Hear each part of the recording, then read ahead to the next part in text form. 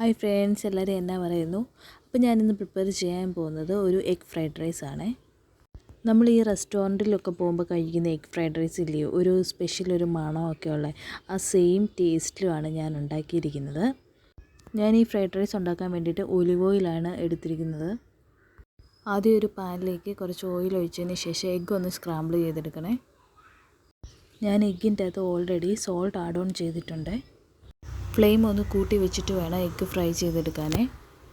Egg fry ആയിട്ട് വരുമ്പോഴത്തേന് പാനിൽ നിന്നൊന്ന് മാറ്റി വെക്കണേ. പിന്നെ അതേ പാനിൽ തന്നെ കുറച്ച് ഒലിവ് ഓയിലും കൂടെ ഒഴിച്ചിട്ട് അരിഞ്ഞു വെച്ചിട്ടുള്ള വെളുത്തുള്ളി നന്നായിട്ടൊന്ന് സോട്ട് ചെയ്തെടുക്കണേ. എന്നിട്ട് അതിലേക്ക് അരിഞ്ഞു വെച്ച് ക്യാരറ്റും ബീൻസും കൊണ്ടിട്ട് നന്നായിട്ടൊന്ന് ഇളക്കിയെടുക്കാവേ. ക്യാരറ്റും ബീൻസും ഒന്ന് വഴഞ്ഞ് വരുമ്പോഴത്തേന് അരിഞ്ഞു വെച്ചിട്ടുള്ള കാബേജും കൂടെ ചേർത്ത് നന്നായിട്ട് വഴറ്റിയെടുക്കണേ. വെജിറ്റബിൾസ് സോട്ട് ചെയ്യുമ്പോൾ ഹൈ ഫ്ലെയിമിൽ തന്നെ വെച്ചിട്ട് സോട്ട് ചെയ്യണേ. ഈ വെജിറ്റബിൾസ് ഒന്ന് ഓവർ കുക്ക് ആണ്ട, ലൈറ്റായിട്ടൊന്ന് വെന്ത് വന്നാൽ മതി കേട്ടോ. കാബേജ് നന്നായിട്ട് വഴന്ന് വരുമ്പോഴത്തേന് അരിഞ്ഞു വെച്ചിട്ടുള്ള ഒനിയനും കൂടി ഇട്ട് നന്നായിട്ട് ഇളക്കിയെടുക്കാമേ.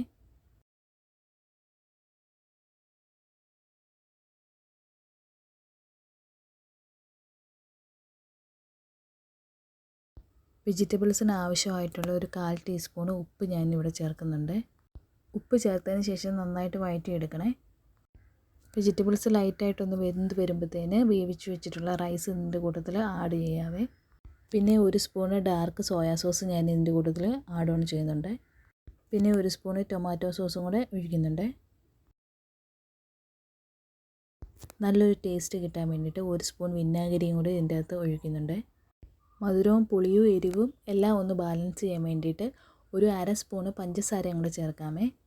പിന്നെ ഒരു 1/2 സ്പൂണ് പെപ്പർ പൗഡറും കൂടെ ചേർക്കുന്നുണ്ട് കേട്ടോ. ഹൈ ഫ്ലെയിമിൽ വെച്ചിട്ട് നന്നായിട്ട് ഇതെല്ലാം കൂടെ ഒന്ന് മിക്സ് ചെയ്തെടുക്കാവേ. പിന്നെ നമ്മൾ ആദ്യം സ്ക്രാമ്പിൾ ചെയ്ത് വെച്ചിട്ടുള്ള എഗ്ഗും കൂടി ഇതിൻ്റെ കൂട്ടത്തിൽ ആഡ് ചെയ്യാമേ. പിന്നെ ഒരു ഗാർണിഷിന് വേണ്ടിയിട്ട് കുറച്ച് മല്ലിയിലയും കൂടി ഇടാം മുകളിൽ. അടിപൊളി ഒരു എഗ് ഫ്രൈഡ് റൈസ് ആണ്. സെയിം നമ്മൾ റെസ്റ്റോറൻറ്റിൽ കഴിക്കുന്ന ടേസ്റ്റ് തന്നെയാണ്. എല്ലാവരും മസ്റ്റായിട്ടൊന്ന് ട്രൈ ചെയ്ത് നോക്കണേ. താങ്ക്